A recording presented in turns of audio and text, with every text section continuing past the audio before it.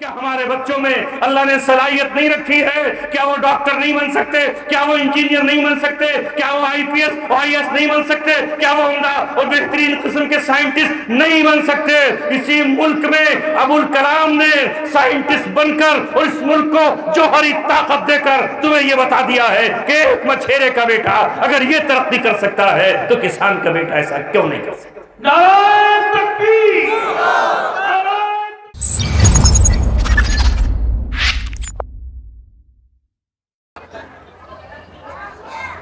وہ دانائے سبل ختم الرسل مولائے کل جس نے غبار راہ کو بخشا فروغ وادی سینہ نگاہ عشق و مستی میں وہی اول وہی آخر وہی قرآن وہی فرقان وہی یاسین وہی طہ تیرے ضمیر پر جب تک نہ ہو نزول کتاب تیرے ضمیر پر جب تک نہ ہو نزول کتاب گرہ کشا ہے ناراضی نہ صاحب کشاف فضول سمجھ کر جسے بجھا دیا تم نے وہی چراغ جلاؤ تو روشنی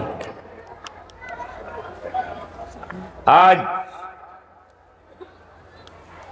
سرزمین خرجہ کے نزدیک اس اگورا گاؤں میں یہاں کے باشندگان اطراف سے آئے ہوئے ملت اسلامیہ کے غیرت مند نوجوان اور میرے پاس تشریف فرما علماء کرام ناظم صاحب اور پردہ نشی ماؤں بہنوں لمحات بہت کم ہیں زندگی مختصر ہے ہم میں سے نہیں معلوم کس کا بلاوا آ جائے اور کون اس دنیا کو کب الوداع کہہ کر چلا جائے پہلے تو ہمیں یہ دیکھنا ہے کہ ہم ہیں کیا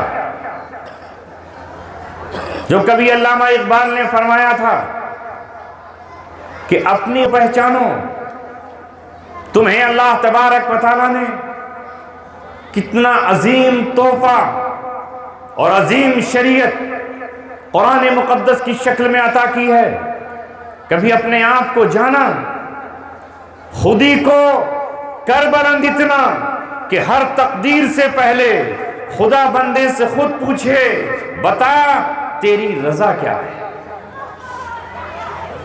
آج ہم اپنی قسمت کا رونا رو رہے ہیں اور اپنے اوپر ہم رات دن ماتم کر رہے ہیں ہر وقت ہم اپنی قوم کا مرثیہ پڑھ رہے ہیں اور چاروں طرف ہمارے لبوں پر شکوہ اور شکایت یہ ہے کہ ہم تباہ و برباد ہو گئے اور ہمارے اوپر حالات ایسے کیوں آ رہے ہیں یہ ہمیں قرآن سے پوچھنا ہے اور اللہ کے رسول صلی اللہ علیہ وسلم کی چوکھٹ پر جا کر سوال کرنا ہے کہ ایسا کیوں ہو رہا ہے کیا حالات یہی رہیں گے یا حالات بدل جائیں گے 1450 برس پہلے اللہ تبارک و تعالیٰ نے اعلان کر دیا ہے سنو مسلمانوں تم سے اس لیے خطاب کر رہا ہوں کہ تم میرے بھائی ہو تم سے ہمارا رشتہ ہے تم اپنے ہو اور جب کبھی اپنے کو تکلیف پہنچتی ہے تو اس کا احساس اپنا ہی کرتا ہے بیگانے تک احساس نہیں ہوتا 1450 برس پہلے اللہ تعالیٰ نے اعلان کیا ان تتولوا یستبدل قوما غیرکم ثم لا یکونوا امثالکم اگر تم پلٹ جاؤ گے تم بدل جاؤ گے تم میری طرف منہ موڑ کر نہیں آؤ گے رخ پھیر جاؤ گے قرآن سے کنارہ کشی کر لو گے محمد رسول اللہ کی سنتوں کو چھوڑ کر اپنے رواج اور اپنی رسم ایجاد کر لو گے سنت کی جگہ بدعت کو جگہ دو گے تم مجھ سے روٹھو گے اور میرے در پر نہیں آؤ گے مسجدوں میں آ کر میرے سامنے پیشانیاں نہیں جھکاؤ گے خانہ کعبہ میں آ کر طواف نہیں کرو گے احرام باندھ کر مکہ اور مدینہ نہیں پہنچو گے تم اپنے ہاتھوں میں بانسریاں اٹھاؤ گے اور اپنی بیٹیوں اور اپنی بہنوں کے پیروں میں اگر گھنگرو باندھ کر، پائل اور پازیب باندھ کر اگر تم انہیں نچانا شروع کرو گے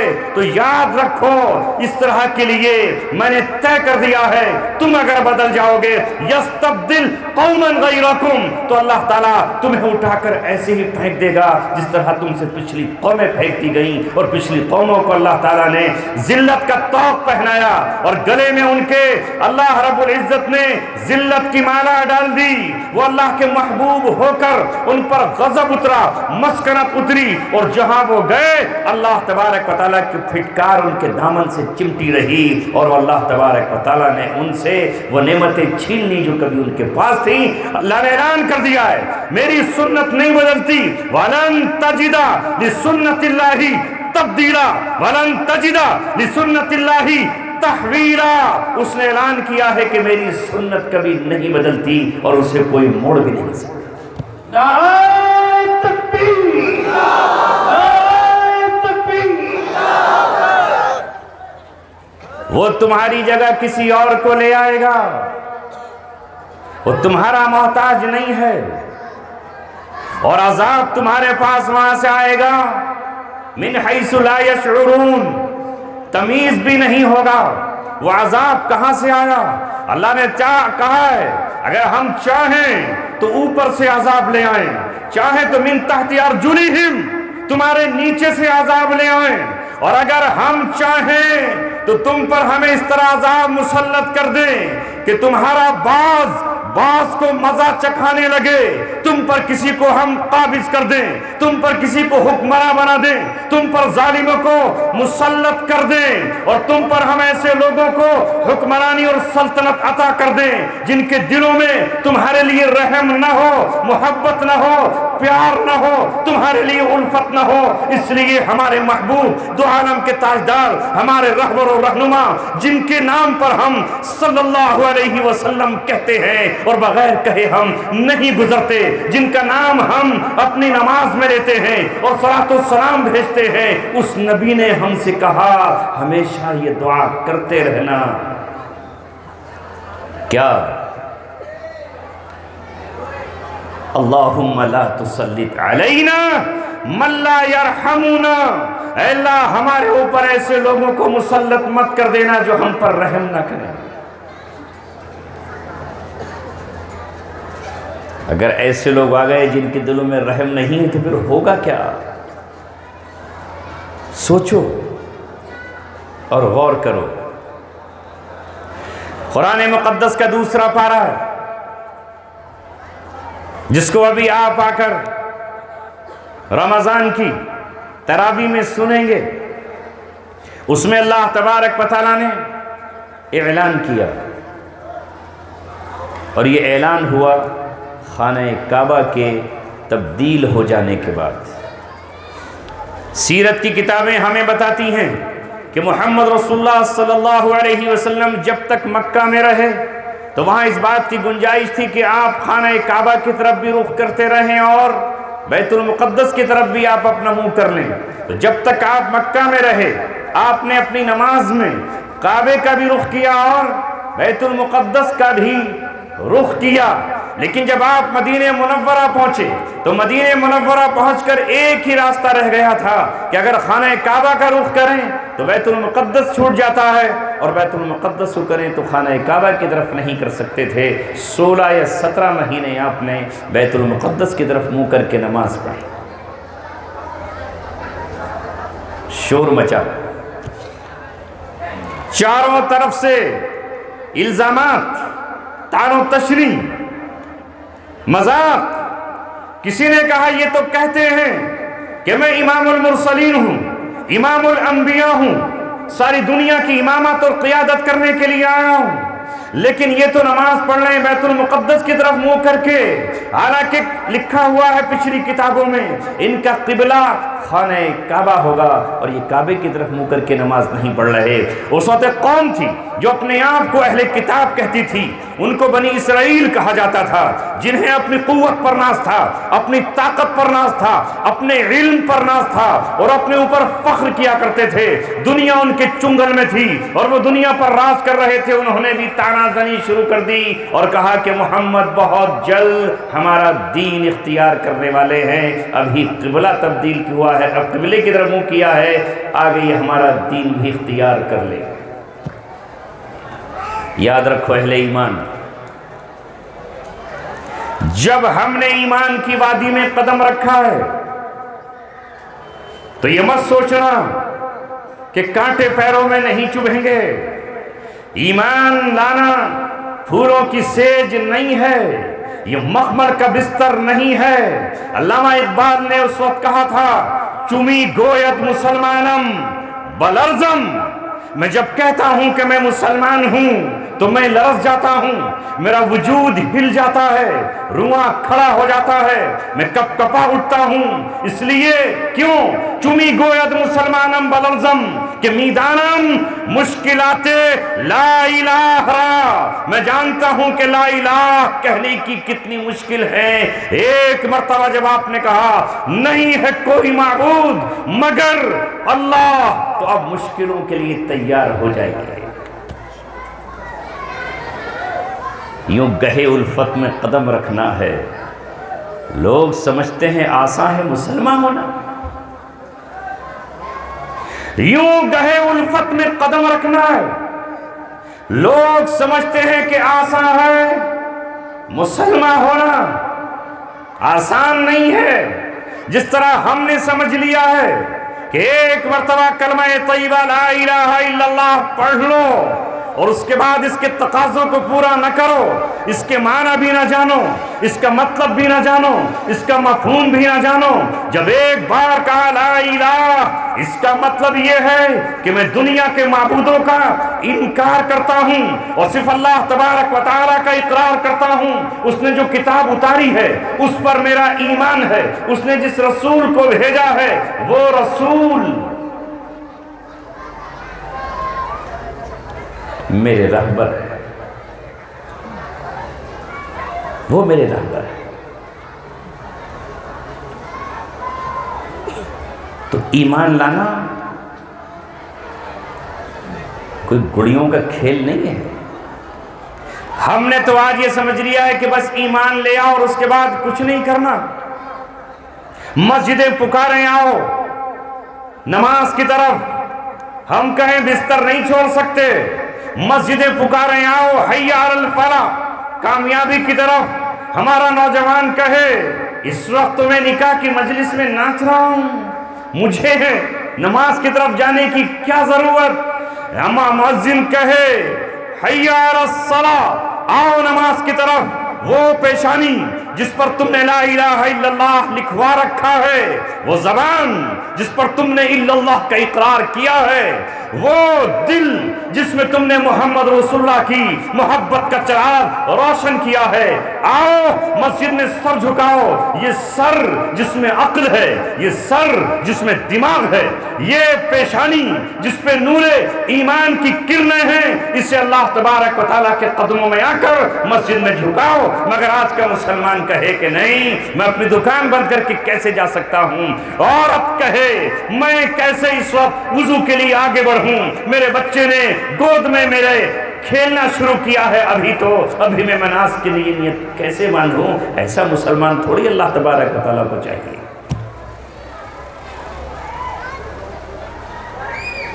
دعویٰ تو ہے ہم سب کو، ہم حضرت حسین سے محبت کرتے ہیں۔ کوئی اپنے بچے کا نام حسن رکھتا ہے اور کوئی اپنے بچے کا نام حسین رکھتا ہے، اور کوئی اور نام رکھ کر کے اس کے ساتھ حسین لگاتا ہے۔ کوئی احمد حسین رکھتا ہے، کوئی غلام حسین رکھتا ہے، مگر وہ حضرت حسین ہیں۔ چاروں طرف سے تیروں کی برسات ہے اور تلواروں کی جھنکار کا نغمہ ہے۔ بیٹا علی اصغر قربان ہے، علی اکبر قربان ہے، جدھر نظر اٹھاتے ہیں ادھر اپنوں کی لاشیں ٹکڑے ٹکڑے ہوئی پڑی ہیں اور سر کٹے ہوئے ہیں، گھوڑے کی ٹاپوں سے کچلے ہوئے ہیں اور چاروں طرف ہاہاکار مچی ہوئی ہے۔ پیاس کا یہ عالم ہے کہ معصوم اصغر کے ہونٹ چٹکے ہوئے ہیں اور علی اکبر کے ہونٹ چٹکے ہوئے ہیں۔ خیموں میں سے آواز آتی ہے، پانی کے چند قطرے مل جائیں تو دم باقی رہ سکتا ہے، مگر پانی کے مشکیزے تیروں سے چھلنی کر دیے گئے ہیں۔ نہر فرات پر پہرا بٹھا ہوا ہے، ہاں کسے پانی نہیں مل رہا ہے؟ فاطمہ کے لال کو پانی نہیں مل رہا ہے، علی مرتضیٰ کے نور نظروں کو پانی نہیں مل رہا ہے۔ وہ رسول اللہ اس کے نواسوں کو اور نواسوں کی اولادوں کو پیاسا کر دیا گیا ہے، ہونٹ چٹکے ہوئے ہیں، گلے سوکھے ہوئے ہیں، زبان ہونٹوں سے باہر ہے، لب پکار رہے ہیں پانی پانی، مگر کوئی پانی دینے کے لیے تیار نہیں ہے۔ یہ ہے آزمائش کا وقت۔ اس آزمائش کے وقت میں حضرت حسین رضی اللہ تعالیٰ جب نماز کا وقت آتا ہے تو اسی وقت سجدے میں جاتے ہیں اور اللہ اکبر کہہ کر نیت مانتے ہیں۔ نعرہ تکبیر، نعرہ تکبیر۔ یہ ہے جس پر کسی شاعر نے کہا ہے، کربلا کی خاک اس احسان کو نہ بھول، اے کربلا کی خاک اس احسان کو نہ بھول، تڑپی ہیں تجھ پہ لاشیں جگر گوشے بطول، اسلام کے لہو سے تیری پیاس بجھ گئی، سیراب کر گیا تجھے خونے رگے رسول۔ ہم ابھی تو کچھ بھی نہیں ہے، ابھی سے آ گئے تمہاری آنکھ میں آنسو، ابھی سے آ گئے تمہاری آنکھ میں آنسو، ابھی چھیڑی کہاں ہے داستاں میں نے۔ اے اہل ایمان، جب ایمان کا دعویٰ کیا ہے تو یہ صحابہ تھے، یہ صحابہ کی اولاد تھی جس نے سرزمین کرب و بلا پر، کرب کہتے ہیں تکلیف کو اور بلا کہتے ہیں آزمائش کو، اس لیے اس کا نام کرب و بلا پڑا۔ انہوں نے ثابت کیا کہ ہم نیزوں کی انیوں پر بھی اور اس مقام پر بھی سجدہ ادا کریں گے، اور سر اللہ کے سامنے جھکایا اور حالت سجدے میں اللہ تبارک و تعالیٰ سے جا ملے۔ ہم پر تو ابھی کوئی آزمائش ہی نہیں، کوئی پہرے داری ہی نہیں، مگر پھر بھی مسجدوں کی طرف ہمارے قدم نہیں جاتے اور ہم ادھر نہیں پہنچتے۔ ہم یہ سمجھ رہے ہیں کہ بس ایمان لے آئے کافی۔ اے میرے دوستو اور میرے عزیزو، میں عرض یہ کر رہا تھا کہ قبلہ تبدیل ہوا ہی چاہتا ہے، اللہ کے رسول کی طرف سے آسمان کی طرف بار بار دیکھا جا رہا ہے۔ کیوں؟ یہ زبان سے تانے مل رہے ہیں، تکلیفیں تو آئیں گی، زبانیں ستائیں گی، تیر مذاقوں کے پھینکے جائیں گے، دل جل کر کباب ہوں گے، کیونکہ ہم آئے ہی دنیا میں آزمائش کے لیے ہیں۔ بس ہاں اتنی ہم دعا کر لیں، اے ہمارے مولا تیرا وعدہ ہے، تو نے قرآن میں کہا ہے لا یکلف اللہ نفسا الا وسعها، وہ کسی جاندار کو اس کی طاقت سے زیادہ تکلیف نہیں دیتا۔ اے مولا جس طرح ہم کمزور ہیں، جس طرح ہم کمزور ایمان والے ہیں، جس طرح کمزور جسم ہے، جس طرح کمزور بدن ہے، جس طرح کمزوری کے دور میں ہم زندگی گزار رہے ہیں، ہماری آزمائش بس اتنی ہی کر لینا جتنی آزمائش کو ہم سہار سکیں۔ اللہ نے کہا قد نرى تقلب وجهك في السماء فلنولينك قبلة ترضاها فول وجهك شطر المسجد الحرام۔ میرے محبوب، میں آپ کے چہرے کو دیکھ رہا ہوں کہ آپ آسمانوں کی طرف انتظار میں ہیں کہ قبلے کی تبدیلی کا حکم آ جائے۔ آپ انتظار کر رہے ہیں، چلیے آج پلٹ دیا ہم نے آپ کا قبلہ اور بنا دیا خانہ کعبہ کو آپ کا قبلہ۔ اللہ تعالیٰ نے کہا اب آپ پھیر لیجئے اپنا چہرہ، فولی وجہک شطر المسجد الحرام، مسجد حرام کی طرف اپنا چہرہ پھیر لیجئے، اور آپ نے پھیر لیا، اسی کو کہا جاتا ہے تحویل قبلہ۔ اللہ اکبر۔ وہ صحابہ تھے جن کے نام لیتے ہی محبت کی شیرینی دل میں اتر جاتی ہے، جن کی عظمت کے ترانے اللہ آسمانوں پر خود پڑھ رہا ہے قرآن کی شکل میں، جن کے پاس سلام لے کر جبریل آ رہے ہیں ان کے گھر میں، اور جن کو مبارکباد دینے کے لیے خود آ رہے ہیں فرشتے، اور جن کے لبوں سے قرآن سننے کے لیے اللہ تبارک و تعالیٰ بیتاب اور بے قرار ہے، اور حضرت محمد رسول اللہ کہہ رہے ہیں اے ابی بن کعب ذرا قرآن کی تلاوت کیجئے، قرآن کی تلاوت کریے۔ کہے محمد رسول اللہ آپ پر قرآن اترا، آپ کے ہوتے ہوئے، آپ کا دل اور آپ کی زبان ہوتے ہوئے میں آپ کے سامنے قرآن کی کیا تلاوت کروں گا؟ مگر اللہ کے رسول کہتے ہیں ابی بن کعب یہ میرا حکم نہیں ہے، رب تمہاری تلاوت کا منتظر ہے۔ تم جب قرآن کی تلاوت کرتے ہو، جو اپنے گلے کا استعمال کرتے ہو، جو اپنی آواز کا حسن استعمال کرتے ہو، لوگ ناچ اور گانے کے لیے، میوزک اور سارنگی کے لیے، نغموں کے لیے، فحش اور بے حیائی کے لیے اپنے گلے کا استعمال کرتے ہیں، تم جب قرآن پڑھتے ہو یہ رب کا کلام ہے، رب تمہارا کلام سنتا ہے۔ آج میں بھی تمہارا کلام سنوں گا، اور عرش اعظم پر اللہ تبارک و تعالیٰ تمہارا کلام سنوں گا۔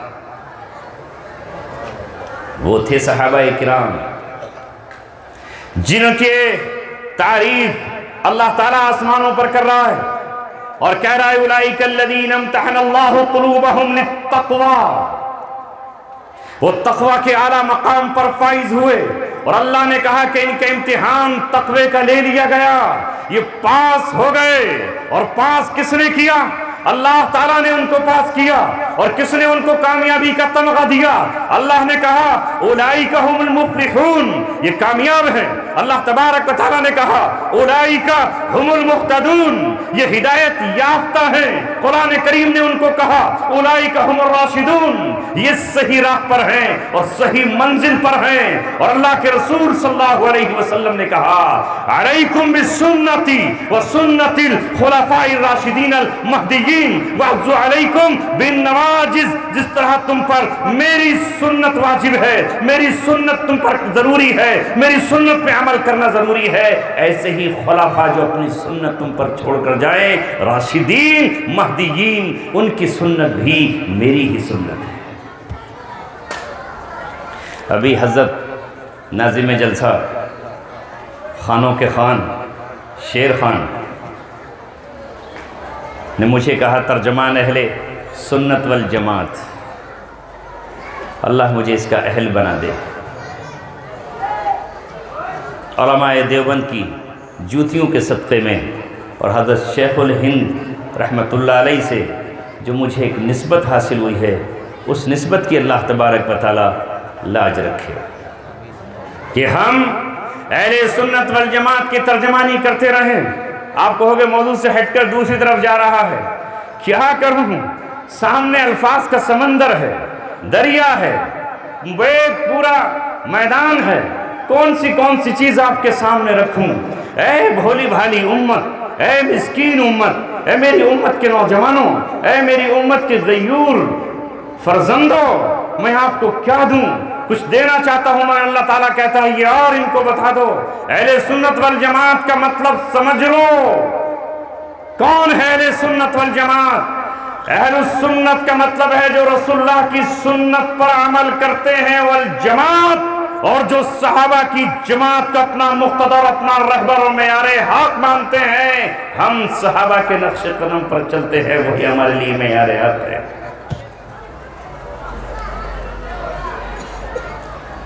نہ ہم خارجی ہیں اور نہ ہم رافضی ہیں، نہ ہم مرجیہ ہیں اور نہ ہم جہمیہ ہیں، ہم اہل سنت والجماعت ہیں۔ عمر رضی اللہ تعالیٰ عنہ نے جو اپنی زندگی میں فیصلے کیے ہیں وہ ہمارے لیے وہی حیثیت رکھتے ہیں جو رسول اللہ صلی اللہ علیہ وسلم نے ہم کو حکم دیا ہے کہ یہ میرے خلفائے راشدین المہدیین ہیں جو راستے پر بھی ہیں اور ہدایت یافتہ ہیں، لہذا یہ جو فیصلہ کر کے چلے جائیں اس فیصلے پر عمل کرنا۔ بات آ ہی گئی تو پچھلی بات کو چھوڑ کر بتاتا ہوں کون ہے عمر رضی اللہ تعالیٰ عنہ۔ کل بھی میں نے ان کا ذکر کیا تھا اور آج پھر آپ کے سامنے ذکر کر رہا ہوں۔ عمر رضی اللہ تعالیٰ عنہ وہ ہیں جنہیں اللہ تبارک و تعالیٰ نے بصارت بھی عطا کی تھی اور بصیرت بھی عطا کی تھی، اور عمر رضی اللہ تعالیٰ عنہ وہ ہیں جن کے نام سے شیطان کے جسم پر کپ کپی طاری ہو جاتی ہے، اس پہ لرزہ طاری ہو جاتا ہے۔ حضرت عمر جن راہوں سے گزر گئے، شیطان کی ماں نے دودھ نہیں پلایا تھا کہ وہ حضرت عمر کے راستے پر اپنے بیٹے کو لا کر کھڑا کر دے۔ حضرت عمر رضی اللہ تعالیٰ عنہ نے کل بھی اس کی کمر توڑ دی تھی، اور آج بھی جو شیطان کے نقش قدم پر چل رہے ہیں، فرقہ باطلہ ہے، فرقہ ضالہ ہے، جن کے عقائد غلط ہے، جو اہل سنت والجماعت نہیں ہے، وہی حضرت عمر رضی اللہ تعالیٰ سے بغض اور بیع رکھتے ہیں۔ نعرہ تکبیر، حضرت مولانا مفتی عبدالسمیع صاحب، عظمت صحابہ۔ ہمارے لیے معیار صحابہ رضی اللہ تعالیٰ عنہ۔ میں شیر خان صاحب کے یہاں حضرت عمر کی بات کہہ رہا تھا کہ وقت ہو گیا تھا اور مجھے وآخر دعوانا کہنا پڑا تھا۔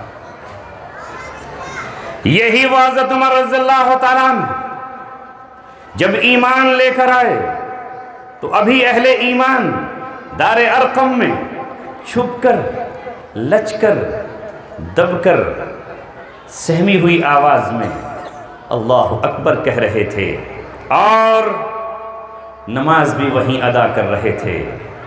مگر جس دن حضرت عمر نے اس دار ارقم میں 39 صحابہ کی موجودگی میں لا الہ الا اللہ کا اقرار کیا اور اسلام قبول کیا، 39 صحابہ نے بیک وقت اس زور سے، اس شان سے علل اعلان نغمہ تکبیر اللہ اکبر گنگنایا۔ کوئی طاقت نہیں تھی جو عمر کو اسلام کی چھاؤں میں لے آتی، کوئی دنیا کا بہادر جیارہ نہیں تھا جو عمر کو فتح کر لیتا یا عمر کی گردن کو جھکا دیتا، کوئی نہیں تھا مکے کا سورما جو عمر کو شکست دے سکتا اور حضرت عمر کو پچھاڑ دیتا۔ مگر آج عمر کو کون محمد رسول اللہ کی خدمت میں لے آیا؟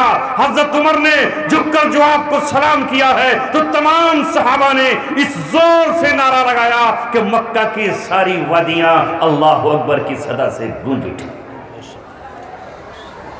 اور وہاں سے پھر صفیں بنا کر خانہ کعبہ کی طرف چلے، بیچ میں رسول اللہ کو لیا، ادھر عمر ابن خطاب ہیں، ادھر حضرت حمزہ ہیں، اور آج خانہ کعبہ میں علل اعلان نماز ادا ہوئی، اللہ اکبر کی صدا بلند ہوئی، محمد رسول اللہ نے امامت فرمائی، ان کے صحابہ ان کے پیچھے مقتدی بنے۔ لہذا یہ عمر رضی اللہ تعالیٰ عنہ ہیں جنہوں نے ہر مرحلے پر اسلام کی چوکیداری اور اسلام کی پہرے داری کی ہے اور شیطان کے قدموں کو اسلام کے اندر دراندازی کرنے سے روک دیا ہے۔ حضرت عمر رضی اللہ تعالیٰ عنہ نے اپنی زندگی میں وہ فیصلے کیے ہیں کہ جو ان کے بعد کوئی کر نہیں سکتا تھا، اور وہ فیصلے آج تک نافذ ہیں، اور اس فیصلے کو ہم اپنے رسول کی سنت سمجھ کر کے ادا کرتے ہیں اور قیامت تک ادا کرتے رہتے ہیں۔ مثلا حضرت عمر رضی اللہ تعالیٰ عنہ کا ایک فیصلہ تو وہ ہے جو آپ نے اپنے دور سلطنت اور دور امارت میں یہ لیا کہ اب عورتیں مسجدوں میں نماز پڑھنے نہ آئیں۔ لیا؟ معلوم ہے کہ کس نے فیصلہ لیا؟ حضرت عمر رضی اللہ تعالیٰ عنہ، ان کی دور رس آنکھ، ان کی بصارت اور آنے والے فتنوں کو وہ دیکھ سکتے تھے۔ انہیں اللہ تبارک و تعالیٰ نے دکھا دیا تھا کہ اگر آج اس کو بند نہیں کیا گیا تو کل حضرت عثمان بھی شاید ہی جرأت نہ کر سکیں۔ حضرت علی کا دور تو گھرا ہوا ہے خوارج سے اور داخلی فتنوں سے، شاید وہ بھی اسے نہ روک پائیں. اگر میں اسے آج نہیں روکتا ہوں تو کل کون روکے گا؟ حضرت میرے معاویہ بھی شاید اس کو اتنی جرأت نہ کر پائیں. حضرت عمر رضی اللہ تعالیٰ نے یہ فیصلہ لیا. اگر حضرت عمر یہ فیصلہ نہیں لیتے تو فقہاء اس کی جرأت کیسے کرتے؟ انہیں دکھ رہا تھا کہ مسجدیں اگر آج عورتوں سے نہیں روکا گیا تو 1400 برس کے بعد، 1300 برس کے بعد پھر عورتیں سج کر دھج کر اور عورتیں میک اپ کر کے اور جینس کی پینٹ پہن کر جب مسجدوں میں آئیں گی تو نوجوان بھی مسجدوں میں نماز کی نیت سے نہیں، عورتوں کی نیت سے ان کو دیکھنے کی نیت سے جائیں گے. اللہ کا وہ گھر جو نماز کی ادائیگی کے لیے ہے، جس نماز کو معراج المؤمنین کہا گیا ہے، جو اللہ تبارک و تعالیٰ سے گفتگو ہے، وہاں امام بھی فتنے کا شکار ہو سکتا ہے اور مؤذن بھی فتنے کا شکار ہو سکتا ہے اور نمازی فتنے کا شکار ہو سکتے ہیں. آنے والے وقت میں جو فتنوں کا دروازہ کھل سکتا تھا، حضرت عمر رضی اللہ تعالیٰ نے اس فتنے کے چور دروازے پر پہرا بٹھا کر کہا عورتیں گھر ہی میں نماز ادا کریں. اس لیے اہل سنت والجماعت کا فیصلہ یہ ہے، ائمہ کا فیصلہ یہ ہے، فقہاء کا فیصلہ یہ ہے، مجتہدین کا فیصلہ یہ ہے کہ عورت کی نماز اس کے گھر میں سب سے زیادہ افضل ہے اور گھر میں بھی اس کے اندر کا جو کمرہ ہے اس میں اس سے زیادہ افضل ہے. کتنا بڑا احسان ہے اس امت پر حضرت عمر رضی اللہ تعالیٰ عنہ، ہے کہ نہیں؟ روکتے آپ؟ عورتیں کھڑی ہو جاتی. آج بھی لوگ اس طرح دعوتیں دیتے پھر رہے ہیں، اپنی عورتوں کو مسجدوں میں لاؤ. ارے عورتوں سے پہلے مرد تو لے آؤ، نوجوان تو لے آؤ، گھر میں ہی پڑھوا لو ان سے.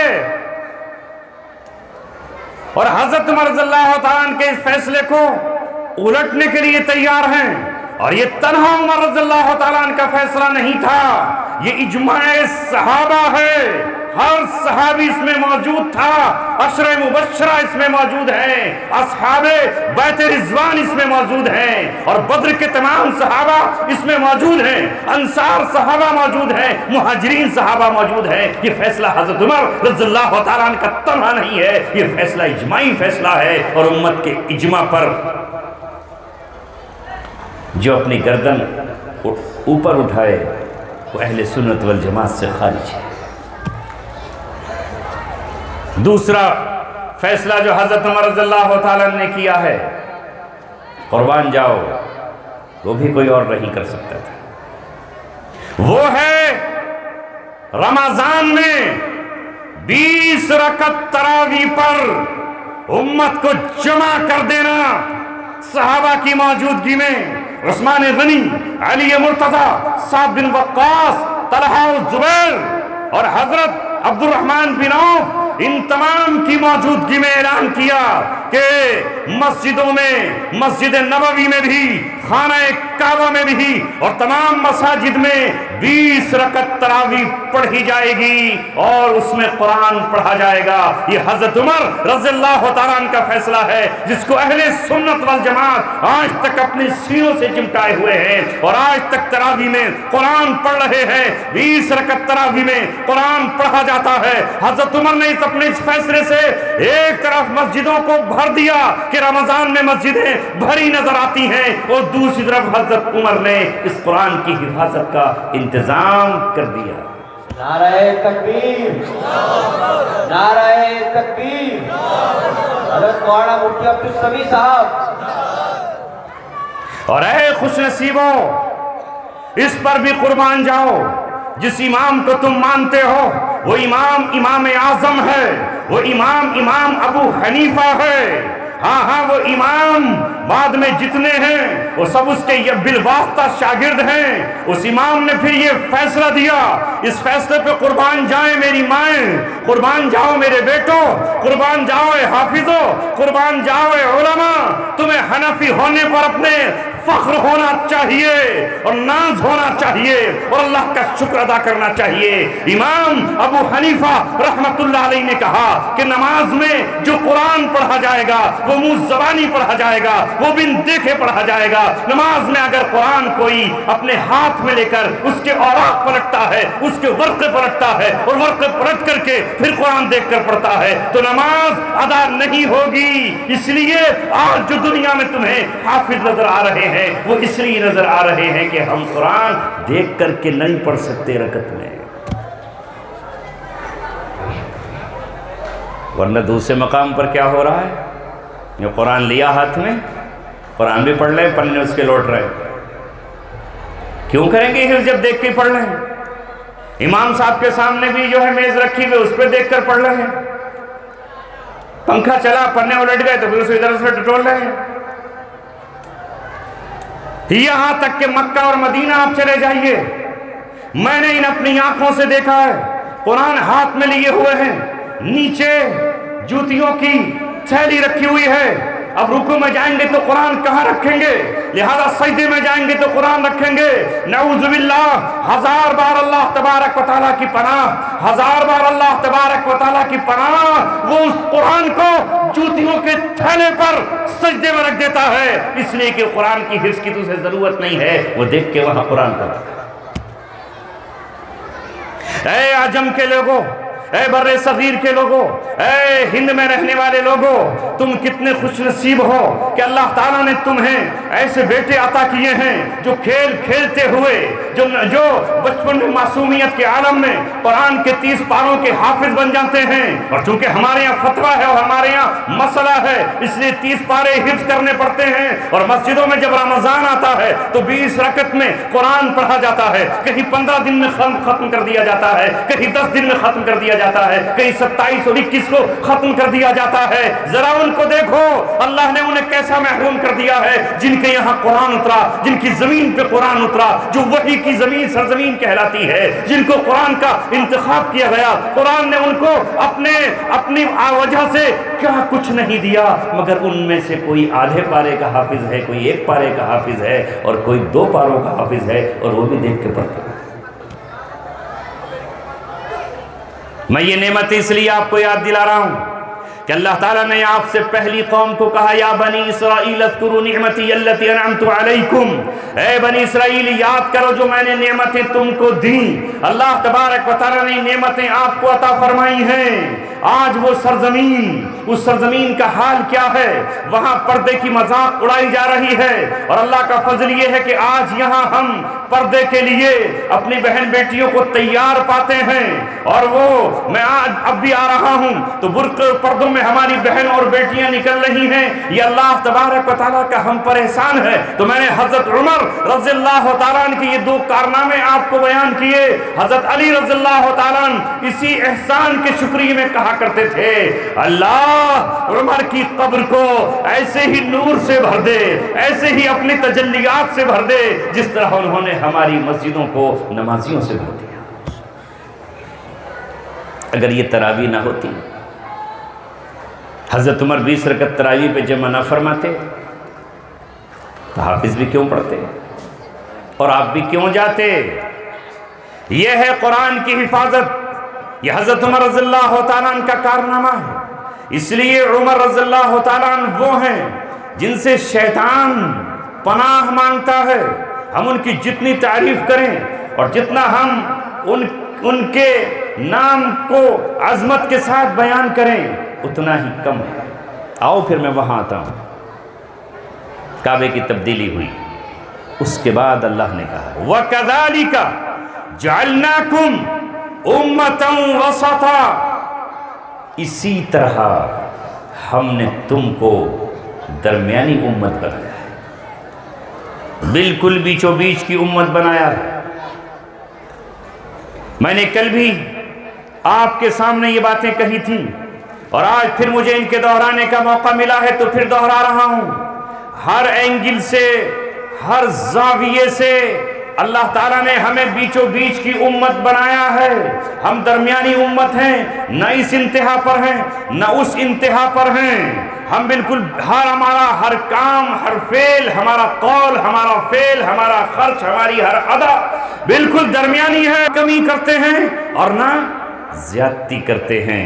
یہی ہماری شان ہے، یہی ہماری پہچان ہے، یہی ہماری علامت ہے، یہی ہمارا فخر ہے اور یہ غرہ امتیاز ہے.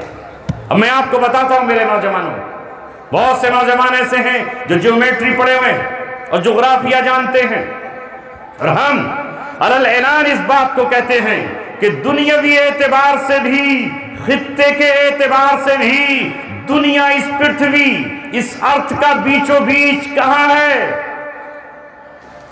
اس کا سینٹر کہاں ہے؟ اس کا بیچ کا حصہ کہاں ہے؟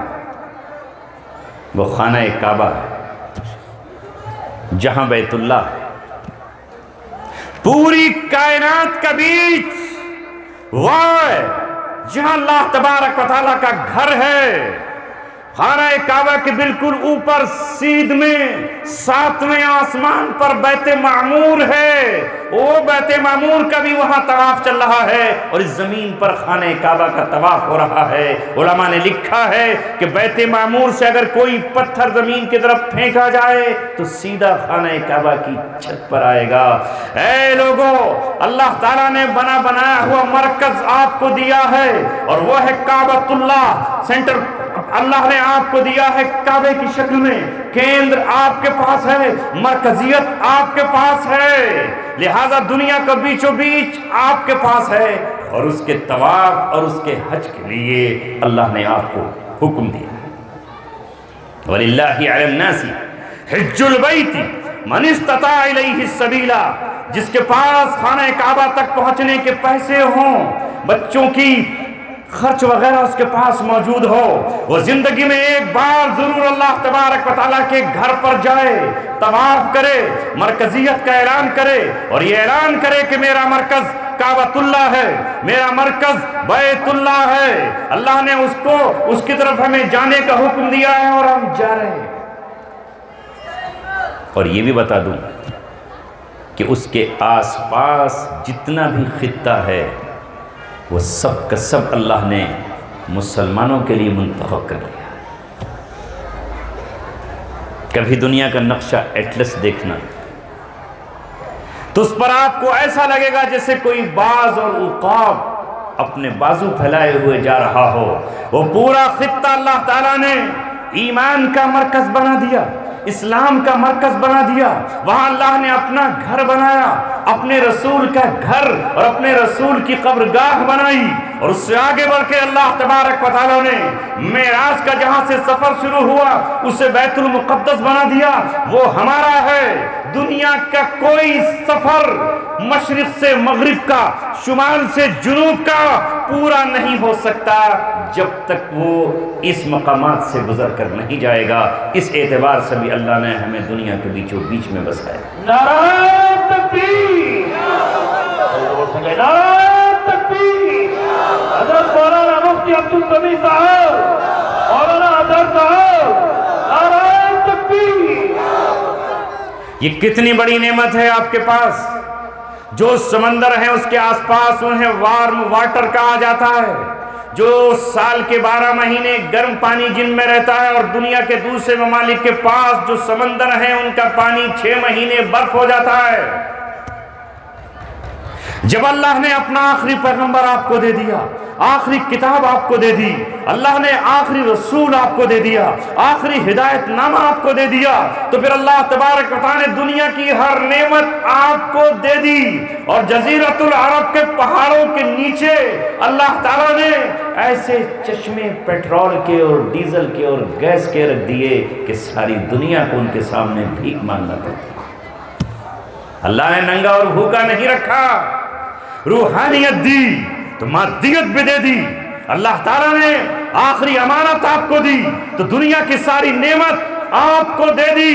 اور اللہ تعالیٰ نے ایسا نظام بنایا کہ کسی ایک کے باپ کی جاگیر نہیں ہے، وہ خزانہ پوری امت کا ہے، وہ خزانہ پوری ملت کا ہے۔ اس میں ہر یتیم کا حق ہے، اس میں ہر بیوہ کا حق ہے، اس میں ہر مسکین کا حق ہے، اس میں ہر ضرورت مند کا حق ہے۔ کاش وہ آج کے لٹیروں کے ہاتھ میں نہ ہوتا، وہ امانت داروں کے ہاتھ میں ہوتا، تو آج ہمیں ترسنا نہیں پڑتا۔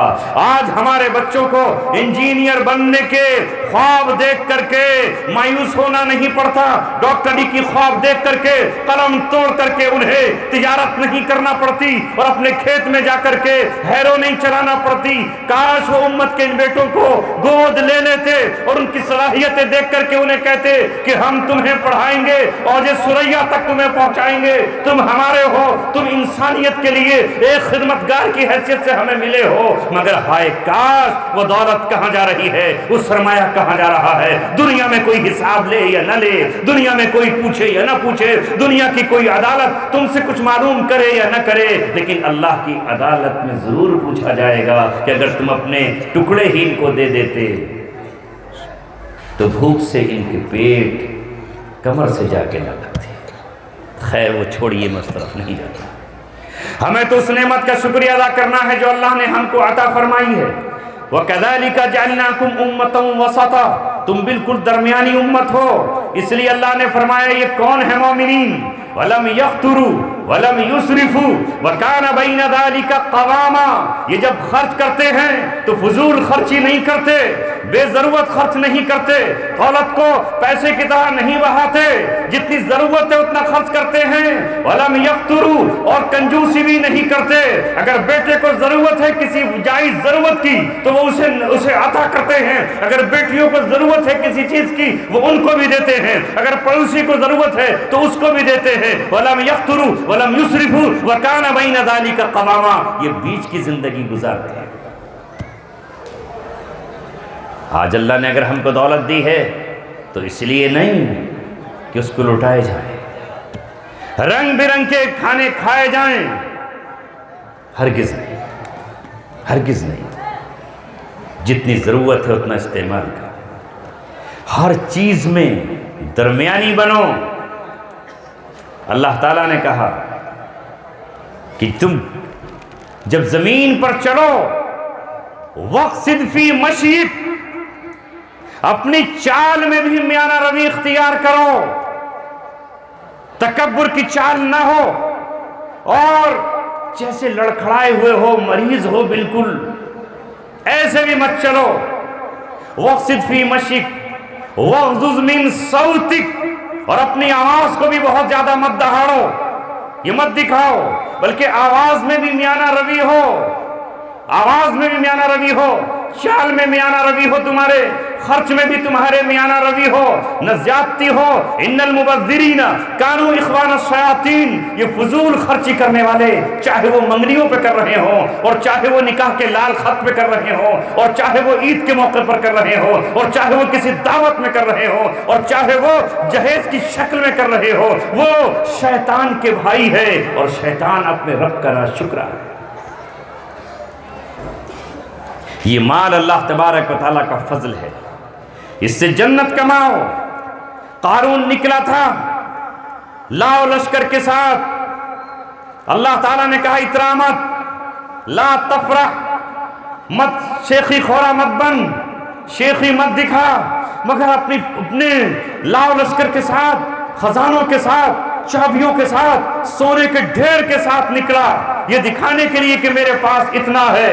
اس سے ہدایت کی گئی، وَلَا تَنْسَ نَصِيبَكَ مِنَ الدُّنْيَا، اے قارون، وَابْتَغِ فِي مَا آتَاكَ اللَّهُ دَارَ الْآخِرَةِ، جو مال تجھ کو دیا ہے اس سے آخرت کما لے، اس سے جنت کا گھر کما لے۔ موسیٰ علیہ السلام پہ ایمان لے آئے اور دنیا کا حصہ بھی مت بھول، مگر اس نے ایسا نہیں کیا، نکلا اتراتا ہوا، بس اللہ تبارک و تعالیٰ کے قہر کی نظر پڑی اور زمین میں دھس گیا۔ اس لیے اگر اللہ نے خوشیاں عطا کی ہیں، میرے غیور نوجوانوں، اے نکاح کے موقع پر پٹاخوں میں اپنی دولت کو برباد کرنے والوں، پھول جھڑیوں میں اڑا دینے والوں، اور ناچ گانوں میں اڑا دینے والوں، بہت زیادہ کھانوں کو بکھیر دینے والوں، کھڑے ہو کر کھانا کھانے والوں، ایسا مت کرو، ایسا مت کرو تم صرف کھانے پینے کے نہیں آئے ہو، تم جس نبی کی بات کرتے ہو وہ نبی پوری زندگی جو کی روٹی کھاتا رہا، اس نے گیہوں بہت کم استعمال کیا، وہ نبی ایک وقت کھاتا رہا اور دوسرے وقت وہ بھوکا رہا۔ وہ صحابہ تھے جنہوں نے اپنے کپڑوں پر پیبند لگائے۔ رب دو جہاں کی قسم، کوئی یہ کہتا ہے کہ وہ زمانے میں غریب تھے، غریب نہیں تھے۔ عمر ابن خطاب رضی اللہ تعالیٰ عنہ کے دور میں قیصر کا شہر فتح ہو گیا ہے، روم فتح ہوا ہے، مصر فتح ہوا ہے، ایران فتح ہوا ہے، اور قیصر کی چابیاں اور قیصر اور کسریٰ کے کنگن ان کے پاس آ گئے ہیں، مگر اس کے باوجود بھی وہ اپنے کپڑوں پر پیبند لگاتے ہیں۔ مسجد نبوی میں وہ تکیہ لگا کر نہیں سوتے، اپنے ہاتھ کا تکیہ بنا لیتے ہیں، اسی چٹائی پر سو جاتے ہیں۔ ان کا کوئی محل نہیں تھا، قصر صدارت نہیں تھا، ان کے شاہی محل نہیں تھے۔ وہ عمر رضی اللہ تعالیٰ عنہ تھے جنہوں نے اللہ تبارک و تعالیٰ سے رضی اللہ عنہم ورضوا عنہ کا خطاب لیا تھا، اور اللہ کے رسول نے ان کی طرف اشارہ کر کے کہا تھا ابوبکر فی الجنہ، عثمان فی الجنہ، عمر فی الجنہ، سعد فی الجنہ، طلحہ فی الجنہ، عبد الرحمن فی الجنہ۔ یہ جنت ہی میں ان کو، دنیا ہی میں ان کو جنت کی بشارت مل گئی تھی، اور ہم کیا دکھائیں؟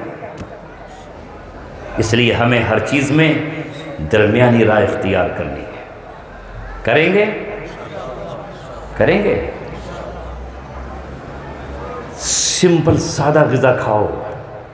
آج یہ قوم ان پڑھ ہے، کسی اور پر الزام مت دو، تانے مت دو۔ میں نے کل پھر پکار کر کہا، آج پھر کہہ رہا ہوں، دل کی آواز سے تمہارے دل تک آواز پہنچا رہا ہوں، کاش یہ آواز پہنچ جائے۔ یہ دولت جو ہماری شادیوں میں خرچ ہو رہی ہے، یہ دولت جو ہماری منگنیوں میں خرچ ہو رہی ہے، یہ جو بیٹے کی بہنیں اور نندیں اور بھاوجیں اور دور تک کے رشتہ دار اس طرح آس لگاتے ہیں، جس طرح کسی مردار کے مرنے پر کتے آس لگاتے ہیں، گدھ آس لگاتے ہیں، کوے آس لگاتے ہیں، اور گیدڑ آس لگاتے ہیں کہ کوئی مر جائے تو ہماری غذا ہو جائے، کہ ہمارے پاس اپنے کپڑے موجود ہیں، ہمارے پاس اپنا سب کچھ موجود ہے۔ خدا را ان بچوں کو جن کے ہاتھوں میں قلم نہیں ہے ان کو قلم دو، جن ہاتھوں میں کاپیاں نہیں ہیں انہیں کاپی دو، جن ہاتھوں میں کاغذ نہیں ہے انہیں کاغذ دے دو، ورنہ ہمارے بچے گاڑیوں کا پنچر لگاتے لگاتے اور ان کے نیچے لیٹتے ہی لیٹتے ہم دیکھ رہے ہیں، لوگ سفر کر رہے ہیں اور یہ اسی کے نیچے لیٹے ہوئے ہیں۔ کتنے میرے معصوم بچے ہیں جو ہوٹلوں میں پیالیاں صاف کر رہے ہیں، ان کے ہاتھ سے کانچ کا گلاس ٹوٹ جاتا ہے تو تھپڑ پڑتا ہے، ماں کے پاس جاتا ہے، 5-7 سال کے بعد ایک غریب ماں، ایک مسکین باپ، ایک ٹھیلا چلانے والا اپنے بچوں کو کہیں نہ کہیں کاریگری کرنے کے لیے بھیجتا ہے، جہاں ان پر قینچیاں برسائی جاتی ہیں، جہاں ان پر اوزار برسائے جاتے ہیں، انہیں دھتکارا جاتا ہے۔ کیا ہمارے بچوں میں اللہ نے صلاحیت نہیں رکھی ہے؟ کیا وہ ڈاکٹر نہیں بن سکتے؟ کیا وہ انجینئر نہیں بن سکتے؟ کیا وہ IPS IAS نہیں بن سکتے؟ کیا وہ عمدہ اور بہترین قسم کے سائنٹسٹ نہیں بن سکتے؟ اسی ملک میں ابوالکلام نے سائنٹسٹ بن کر اور اس ملک کو جوہری طاقت دے کر تمہیں یہ بتا دیا ہے کہ ایک مچھیرے کا بیٹا اگر یہ ترقی کر سکتا ہے تو کسان کا بیٹا ایسا کیوں نہیں کر سکتا؟ نعرہ تکبیر، نعرہ تکبیر، مفتی عبدالسمیع صاحب۔ اور ان حافظ قرآن سے کہتا ہوں، یہ حافظ قرآن وہ ہیں جنہوں نے قرآن اپنے سینے میں محفوظ کر لیا ہے، یہ سب کچھ کر سکتے ہیں مگر ہمارے پاس وقت نہیں ہوتا۔ میں بعض حافظوں سے پوچھتا ہوں، میرے بیٹے تم آگے کیوں نہیں پڑھتے؟ کہا ماں غریب ہے، باپ کا انتقال ہو گیا ہے اس لیے حافظہ کر کے چھوڑ دیا ہے، مسجد کی تلاش میں ہوں، کوئی مسجد مجھے دلوا دیجئے، کوئی مدرسہ مجھے دلوا دیجئے۔ کاش یہ امت اپنی زکوٰۃ ہی خرچ کر دیتی، اپنا صدقہ و فطرہ خرچ کر دیتی۔ اسی گاؤں کے لوگ جو پردھانی پر لاکھوں روپے خرچ کرتے ہیں، جو MP MLA کے الیکشن میں ہزاروں کروڑوں روپے اپنی پوسٹر بازی پر خرچ کر دیتے ہیں، کاش اس کے سر پہ ہاتھ رکھتے اور یہ کہتے کہ تیرا جو خرچ ہے 8 سال کا وہ ہم اس کو اٹھائیں گے، تو تعلیم حاصل کر۔ اگر وہ آگے بڑھنا چاہتا ہم اس کو آگے بڑھاتے۔ دنیا کی قومیں آگے بڑھ گئیں اور ہم پیچھے رہ گئے۔ کہاں جائیں ہماری بہنیں اور بیٹی؟ آج یہ تو ہم کہہ رہے ہیں کہ ہمیں چھیڑا جاتا ہے، ہماری ہوٹنگ کی جاتی ہے، ہمیں پریشان کیا جاتا ہے، مگر ہم نے کیوں نہیں قائم کی اپنے ادارے؟ ہم نے کیوں اپنے ادارے نہیں بنائے؟ ہم نے اپنی بہنوں اور بیٹیوں کو آگے کیوں نہیں بڑھایا؟ کیا حضرت عائشہ ایک عالمہ نہیں تھی؟ کیا حضرت صفیہ نے علم کے باب بیان نہیں کیے ہیں؟ کیا رابعہ بصریہ عالمہ نہیں تھی؟ کیا ہماری تاریخ میں عورتوں نے وہ کارنامے انجام نہیں دیے ہیں جو دنیا کی کوئی تاریخ میں انجام نہیں دیا جا سکتا؟ اللہ تبارک و تعالیٰ نے باصلاحیت بیٹے ہمیں عطا کیے ہیں، مگر وہ صلاحیتیں کہیں اور خرچ ہو رہی ہیں۔ ان صلاحیتوں کو بھی ہمیں صحیح معنی میں خرچ کرنا ہے۔ دنیا تمہاری طرف اس وقت دیکھے گی للچائی ہوئی نظروں سے جب تمہارے پاس صلاحیت ہو، ہمارے پاس کچھ دینے کو ہو، اگر ہمارے ہاتھ پھیلے ہوئے ہو تو بھیک منگے سے کوئی بھیک نہیں مانگتا۔ اللہ کے رسول نے فرمایا الید العلیٰ خیر من الید السفلی، اونچا ہاتھ نیچے ہاتھ سے افضل ہے۔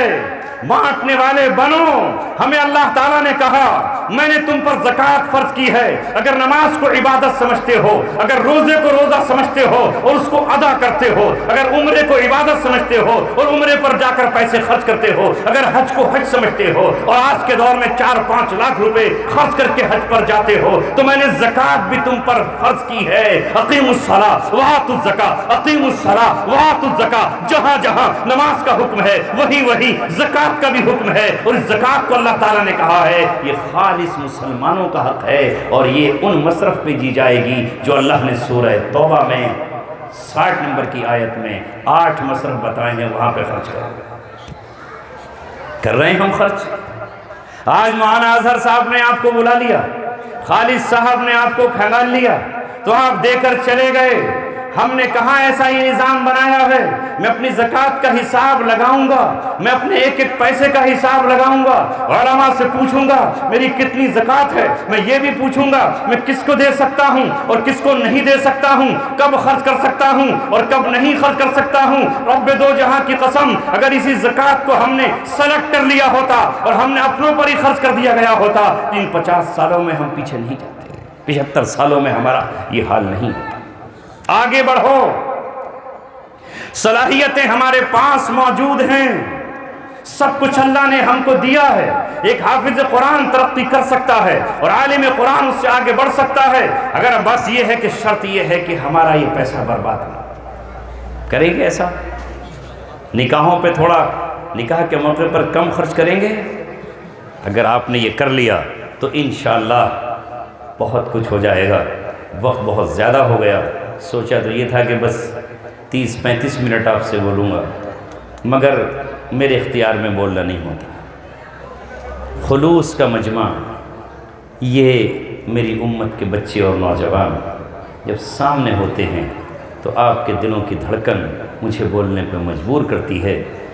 میں امید کرتا ہوں جو میں نے کہہ دیا اس پر ہم عمل کی کوشش کریں گے اور انشاءاللہ اپنے بچوں کی حوصلہ افزائی کریں گے۔ ان مدارس کو جیسے ہم سیکھ رہے ہیں اسی طرح آگے بڑھاتے رہیں گے۔